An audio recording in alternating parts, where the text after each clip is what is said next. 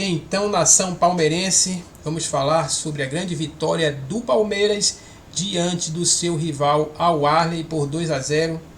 Vamos saber todos os detalhes, mas antes, deixa aquele like maroto, se inscreve no canal, ativa o sininho das notificações para ficar sempre por dentro, ligadinho sobre as notícias do Palmeiras e muito mais.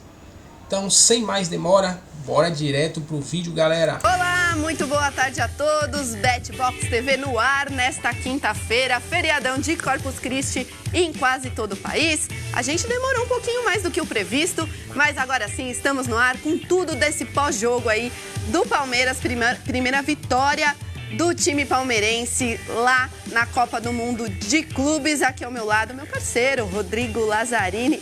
E aí, Laza, gostou do que você viu lá no MetLife Stadium? Tudo bom? Tá, boa tarde pra você, boa tarde pra todo mundo que tá ligadinho aqui na tela do Band Esportes. Acho que foi um jogo picado, né, em partes, obviamente. Essa segunda metade, logo depois da paralisação, foi um jogo muito mais atípico, muito mais aberto.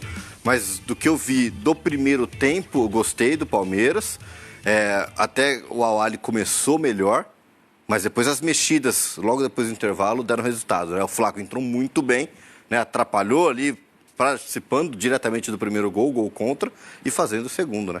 E é sobre o Palmeiras, a nossa polêmica do dia. Até onde você acha que o Palmeiras pode chegar na Copa do Mundo de Clubes? Mande aí a sua opinião. O telefone está na telinha para você, 011 999 81 7482. Então mande sua opinião, que aí no final do programa a gente mostra aí a opinião da torcida. E você, Laza, já tem sua opinião? Até onde vai esse Palmeiras na Copa do Mundo? Eu acho que depende muito do enfrentamento, né? Depende do cruzamento de grupo. Tem que fugir do PSG, né? Exatamente. Esse é o objetivo nesse momento. Depois dessa vitória, que primeiro o primeiro objetivo era vencer, né? Para pontuar, afinal estava todo mundo equilibrado no grupo. Agora o Palmeiras está na liderança temporária. Perfeito. Tem 4 pontos contra 1 de todos os outros adversários e 2 de saldo de gols. Exato. E aí lembrando, né, tá, vale sempre destacar que nessa Copa do Mundo de Clubes o primeiro critério de desempate é o confronto direto. Aqui no Brasil a gente está acostumado, né, pelo Brasileirão a ser saldo de gols. Na Copa do Mundo de Clubes o saldo de gols é o segundo critério.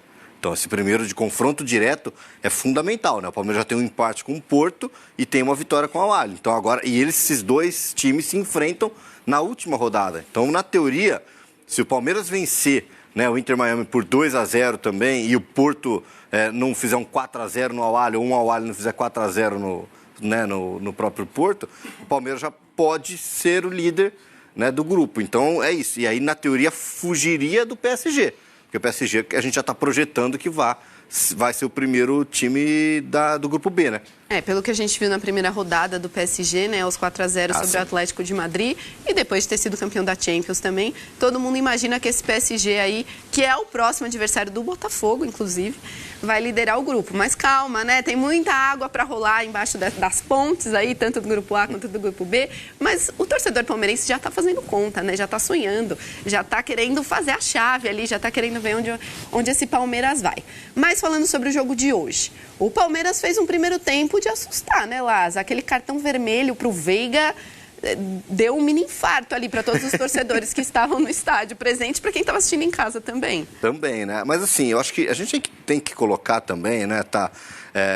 O Anthony Taylor, que foi o árbitro da partida de hoje, é o árbitro de primeiro escalão, é o árbitro que apita Champions, é o árbitro, né, é o principal árbitro da Premier League, do campeonato inglês. E aí, ele é um cara que gosta um pouco de picotar o jogo, né? Um cara que gosta porque ele também não tem aquele físico esbelto, né? Então ele realmente vai picotando o jogo um pouco. Mas, por exemplo, aquele cartão vermelho é um ato na hora que ele viu o pé do Veiga já. O Veiga até recolhe o joelho, né? Ele chega dando um carrinho, ele trava a bola com o joelho.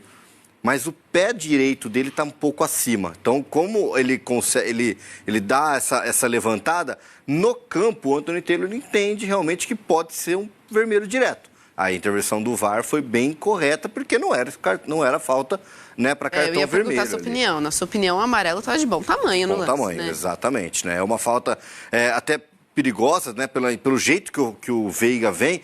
Ele vem só visando a bola, óbvio, mas ele acaba errando, né? Ele trava a bola, passa inclusive e trava no joelho dele. Agora, O Anthony Taylor, por exemplo, dá uma falta no final ali do primeiro tempo, que o Richard Hughes chega quase que tirando o corpo e ele encosta o peito. Na Inglaterra ele não vai dar nunca uma falta dessa, né? Hoje ele deu, né? E aí o Palmeiras soube controlar também isso, porque o Piquerez teve uma bola que ele estava chegando na linha de fundo, ele desacelerou, deixou o corpo, porque toda hora o Anthony Taylor estava marcando essas faltas, ele tomou um encontrão, sofreu a falta. Né? A própria falta que sai o gol no começo do segundo tempo é uma falta que é bem cavada também. Então, mas dá tempo ainda. Enquanto eu faço a abertura, você vai tentando aí. Então, eu vou bem devagarzinho. É o seguinte, olha, o Palmeiras venceu o Al-Ahly. Tá dando tempo aí? Tá. Palmeiras venceu o Al-Ahly por 2-0 no segundo jogo do Verdão pelo Mundial de Clubes e deixou essa classificação bem encaminhada, aquele saldinho ali de 2 gols. Daqui a pouco vai ter o Inter Miami contra o Porto, mas tudo se encaminha para uma classificação palmeirense. A questão é saber se vai ser em primeiro ou segundo, porque, afinal de contas, isso faz muita diferença, porque do lado de lá tem um Paris Saint-Germain que deve ser o primeiro colocado. Aliás, hoje tem Botafogo e Paris Saint-Germain, você acompanha também no Disney Plus. E coladinho vai ter o Linha de Passe, hein? Expectativa muito grande para o que vai acontecer nessa partida. Mas a expectativa também era alta para o Palmeiras nesse jogo com o Al-Ahly. Eu acho que o Palmeiras cumpriu bem. A gente vai falar das alterações que o Abel fez, inclusive com uma escalação já diferente, né, do primeiro jogo. Mas assim, em resumo, é aquele 2-0 para tirar qualquer peso e deixar essa classificação caminhada, né, Jean? Tudo bem? É isso, tudo bom? Boa tarde, William, Mari, Jailson, todo mundo em casa. Acho que sim, eu acho que não foi... Para mim, aliás, se eu tivesse que avaliar onde o Palmeiras jogou melhor, na primeira ou na segunda rodada, eu diria que na primeira rodada. Na primeira rodada. Acho que o Palmeiras jogou mais contra o Porto, o Palmeiras tomou a iniciativa contra o Porto, não foi o que aconteceu contra o Al-Ahly. E aí a gente vai ter que ouvir o Abel também, o porquê disso, porque era uma opção claramente do Palmeiras no começo da partida, jogar com a linha um pouco mais baixa, talvez pelo calor, que quem tá lá diz que tá um negócio realmente complicadíssimo, então aquela intensidade que a gente viu contra o Porto talvez não fosse possível, mas passados 15, 20 minutos de jogo, acho que o Palmeiras melhorou, teve um miolo do primeiro tempo um pouco melhor, no final o Al-Ahly voltou a ser superior na minha visão, mas no segundo tempo, acho que até pelo gol que acaba saindo, né, um gol contra, num lance de bola parada, mas tá valendo, né, o Palmeiras teve tantas chances de fazer o gol no primeiro jogo e acabou não fazendo, conseguiu o gol dessa forma na segunda partida e acho que a partir dali o Palmeiras foi realmente superior, depois interrupção, né? Acabou durando... Achei que a interrupção atrapalhou o Palmeiras. Acho que sim, porque era um bom momento, né? O Palmeiras fez o primeiro gol e continuou atacando, continuou pressionando, isso era positivo, chegou ao segundo gol merecidamente e talvez seguisse naquela toada, não fosse a interrupção. De qualquer maneira, eu acho que assim, 4 pontos, olhando para o que foram os 2 primeiros jogos do Palmeiras, eu acho que no balanço é o que o Palmeiras mereceu nessas 2 primeiras rodadas. É um belíssimo passo em direção à classificação, não está classificado ainda, vai depender do jogo do Porto com o Inter Miami. Nessa chave nenhum jogo é garantido, assim, não tem um Auckland. Acho que mesmo na relação com o grupo do Fluminense, que você tem o Ulsan, você não tem um Ulsan, então eu acho que é óbvio que o Inter Miami precisa ser respeitado, mas pela força e pela competitividade desse time do Palmeiras e pelo que ele mostrou nos 2 primeiros jogos, é de se imaginar que o time consiga se classificar. Como você disse, seria muito, muito importante para o Palmeiras tentar se classificar na primeira colocação para muito provavelmente escapar do PSG, que hoje é o principal favorito à conquista do título. Esse é um ponto importante, né? Tudo vai depender muito do que vai acontecer também no próximo jogo entre o Porto e Inter Miami, porque tem questão de saldo. Aí, eu acho que aí no final das contas, até para te passar, Mari, aí na última rodada, o Palmeiras pega o adversário, não quero usar a palavra fácil, porque não é fácil, mas ele pega o adversário um pouquinho mais acessível do que o Porto. Me parece o Al-Ahly time mais difícil do que o Inter Miami. Aí talvez aí a questão do saldo, mas vai ficar tudo para a última rodada. Não tem jeito, Mari. Tudo bem? Tudo bem, amigo. Um beijo para você, para o Jean, para o Jailson, fã de esportes que nos acompanha. Sim, acho que vai ficar tudo para a última rodada, até pelo que apresentou, né, o início dessa competição nesse grupo, o empate Inter Miami e Al-Ahly, o empate Palmeiras e Porto. Pelo que a gente conseguiu acompanhar de Inter Miami e Al-Ahly, imagino que o Palmeiras vai conseguir implementar o seu jogo muito mais contra o Inter Miami do que contra o Al-Ahly, mesmo tendo Messi, né? Mesmo tendo Suárez. Eu acho que o Palmeiras ele está muito bem nessa fase de marcação de meio de campo, principalmente, o que, entre aspas, pode facilitar a vida palmeirense diante do Messi, mas é um Inter Miami que tem muita dificuldade na transição defensiva. Assim. É um time completamente espaçado, que dá assim, campo para o adversário trabalhar, percorrer, enfim, acelerar o jogo. Mas, para mim, foi, de fato, crucial as entradas, né, de Flaco e de Maurício, porque não só pelos gols, que já é muita coisa, né? Não só um dos gols já sai do Maurício, coisa, né? Exatamente. Mas pela dinâmica de jogo. A entrada dos dois, ela também aumentou o nível dos outros atletas. Então, o Piquerez entrou mais no jogo, o Giai corrigiu mais posicionamento, o Rios, não tem nem o que falar, para mim, é o melhor jogador da temporada do Palmeiras, mas a dinâmica de jogo da equipe, como coletivo mesmo, como time, para mim, melhorou com a entrada dos dois. Então, não é só por conta dos gols, que já é muita coisa, mas já voltar com eles, para mim, foi o ponto de chave para essa vitória do Palmeiras. O Jailson diria que o Palmeiras já está classificado? Tudo bem, Jailson? Tudo bem, boa tarde, amigos. Boa tarde, o pessoal que está em casa. Eu acredito que sim. Precisava fazer 4 pontos, né? Principalmente por conta do empate, depois daquela apresentação contra o Porto, porque foi o que eu falei. O Palmeiras deixou de ganhar 2 pontos contra o Porto. O Porto ganhou 1 ponto. Foi aquilo ali que o Palmeiras atropelou o Porto na parte final e o Porto ficou satisfeito. Então, eu acho que sim, 4 pontos. Agora tem um adversário que é o Inter Miami, que é um adversário um pouco mais acessível. Eu acredito que o Palmeiras já tenha bem encaminhado a sua classificação. Mas, o que eu estou falando dos clubes brasileiros, né? O importante era a vitória. O importante era ganhar a qualquer custo. Mas eu estou com o Jean. O jogo contra o Porto foi muito melhor do Palmeiras. Eu também estou curioso para saber qual vai ser a análise do Abel Ferreira, porque, para mim, com certeza foi algum tipo de orientação por conta do calor, que realmente eu não entendi. Porque contra o adversário mais difícil, o Palmeiras se impôs, o Palmeiras marcou alto, não deixou o Porto respirar e tomou as rédeas da partida como um todo. Hoje, contra o Al-Ahly, o Palmeiras deu a bola. Deu a bola para o Al-Ahly, marcou um bloco um pouco mais baixo e, basicamente, no primeiro tempo todo, não conseguiu sair jogando. O Palmeiras não saiu jogando nenhuma vez por baixo, tentando trocar passes para jogar o adversário para trás. Era só bola longa. Era o Everton fazendo bola longa no Vitor Roque. Que eu não consigo entender realmente, porque fazer bola longa no Flaco Lopes é uma coisa. Agora, bola longa no Vitor Roque, enfim, eu tô com a Mari também no que ela disse em relação às substituições, melhorou muito o time do Palmeiras, e aí, para passar para a gente continuar a conversa, eu acho que foi o último jogo do Vitor Roque como titular do Palmeiras nesse Mundial. Isso é um bom ponto, hein, Gelson? Nesse Mundial. A gente falava no pré-jogo de como o Flaco Lopes pode perder gol, pode ter as questões dele, porque ele perdeu um gol ali que era só dar com a perna direita, ele foi de esquerda. O primeiro lance dele já foi meio atrapalhado. Ele perdeu o gol, só que o jeito que o Palmeiras joga, de tentar abrir o time adversário e basicamente cruzar a bola para a área, procurar uma referência dentro da área, o Flaco Lopes ele ajuda muito mais do que o Vitor Roque. Até pela estatura, até pela forma que o Flaco Lopes joga. E muitas vezes falta alguém na área porque o Vitor Roque se movimenta mais. Então o Flaco Lopes entra num jogo que estava complicado, o Al-Ahly era melhor no primeiro tempo para mim. E aí o Flaco Lopes entra num jogo complicado, o gol contra só sai porque ele que estava na bola, na cobrança da falta. Foi. Ele atrapalhou o zagueiro adversário e depois ele faz o gol. Muito inteligente pelo chão, se desloca ali, ele bota o corpo na frente do zagueiro, porque se o zagueiro encosta nele, ele seria expulso. Se ele levasse a bola para a perna direita, provavelmente ele poderia perder na corrida. Ele dá o tapa para cima do zagueiro, o zagueiro já fica com medo, já faz assim, porque se encostasse seria expulsão, e ele bate muito bem na bola.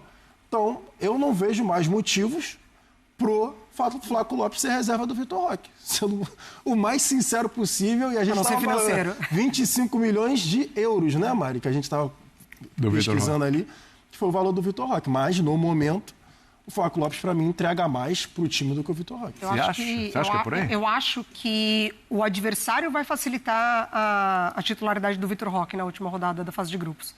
Justamente por isso. Eu acho que o Inter Miami, muito mais desorganizado, talvez seja, de fato, mais uma oportunidade para ele, o Abel possa entender assim, né? O Abel, ele não é de desistir de jogador. Sim, sim. Né? Muito pelo contrário, ele insiste bastante com o jogador.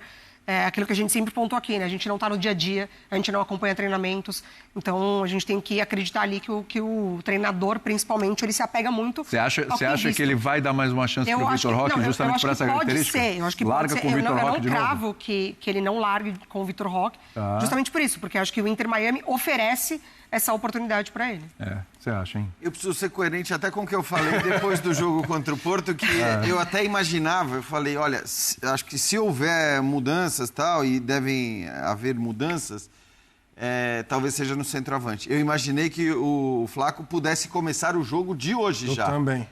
Até porque a gente imaginava, eu pelo menos imaginava, um Awali mais baixo, né? Mais fechado, e não tomando iniciativa. Então, era um cenário, o que eu imaginava e que não se confirmou para o jogo de hoje, era um cenário em que talvez coubesse mais o centroavante, o cara de referência na área, porque é mais a pegada do Flaco. Isso não aconteceu, ele começa no banco de reservas, mas aí, de novo, assim, é o que o Jailson falou. Mais uma vez ele entra bem, porque isso não é só de agora, né? No Campeonato Brasileiro já vinha acontecendo. Em vários momentos ele entrando e resolvendo a parada e fazendo gols. Por mais que, né, na expectativa em relação ao potencial máximo, acho que todo mundo imagine o Vitor Roque com um potencial além do potencial do Flaco, não é o que a gente tem visto já há uma boa quantidade de jogos. E esse é o tipo de campeonato que, cara, é tiro curto. Você tem que olhar quem está melhor. O Tite falou isso depois da eliminação da Copa do Mundo. Ele falou, cara, eu aprendi isso, né? Depois da primeira Copa, ele falou, eu aprendi que eu preciso mudar se um jogador não está bem, porque o campeonato tem 7 jogos. E acho que isso se aplica também a esta Copa do Mundo. Claro que tem uma questão física. Eu, sinceramente, nem acredito que, se ele não estivesse pensando em dosagem, talvez as outras mudanças que ele fez tivessem acontecido. A saída do Maurício, não acho que se justificasse para a entrada do Facundo, não acho mesmo. A saída do Felipe Anderson também não acho que se justificasse, mas ele sabe que ele precisa dosar também. Então, eu acho que teve um pouco de mudança. Aliás, eu acho não, ele falou isso. Foi. Ele falou isso na entrevista pré-jogo. Ele falou, nesse tipo de campeonato, com jogos tão próximos, eu não vou escalar o mesmo time todos os jogos.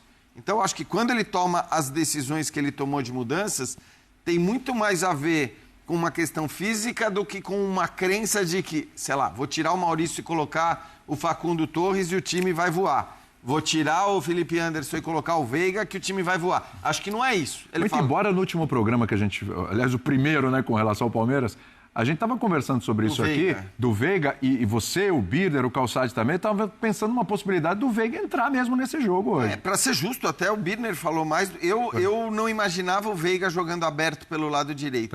O Veiga aberto não...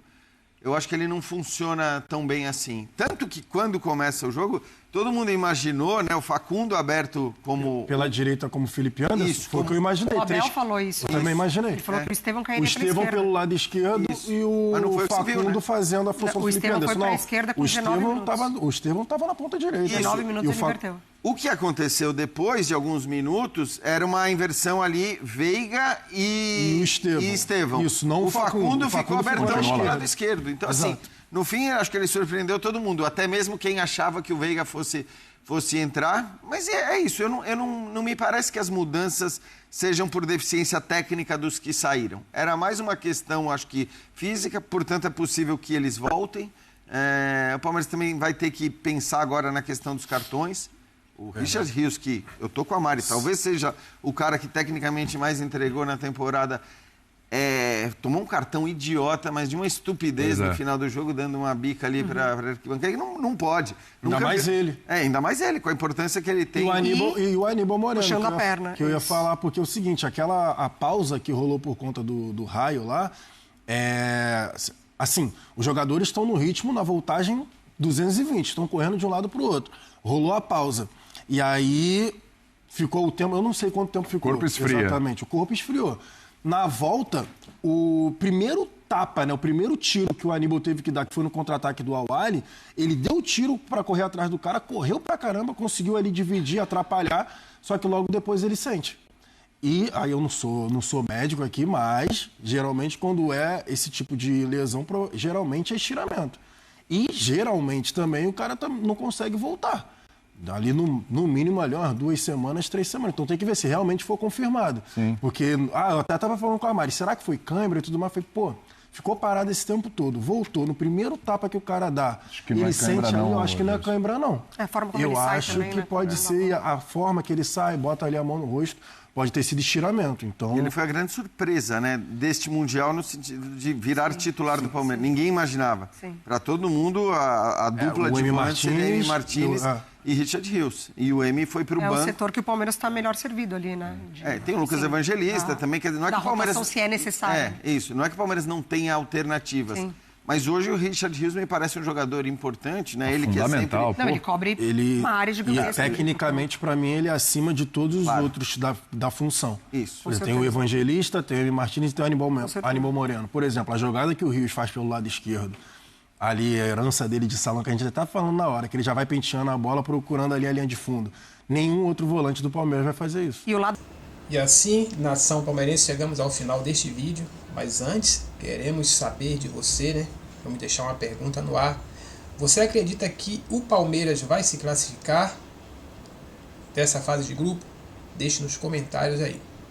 Não esquece de deixar o seu like, se inscrever no canal, ativar o sininho das notificações para ficar sempre ligadinho, sempre antenado nas notícias do Palmeiras aqui no nosso canal.